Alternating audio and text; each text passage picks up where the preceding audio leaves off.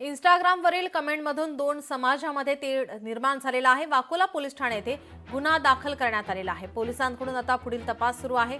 मुंबईतील वाकोल्यातील ही घटना इंस्टाग्रामवरील कमेंटमधून दोन समाजात तेढ निर्माण झाला आहे। वाकोला पोलिसात या संदर्भात गुन्हा दाखल करण्यात आलाय।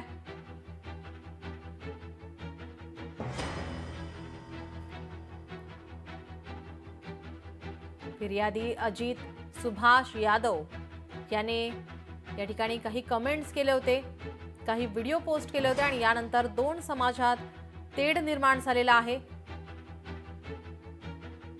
या व्हिडिओवरती आरोपी मोहम्मद सिद्दीक मोहम्मद सलाउद्दीन यांनी आपल्या या आयडीवरून दोन समाजात तेढ निर्माण करण्याचा प्रयत्न केलेला आहे। या प्रकरणी आता पोलीस तपास करतायत।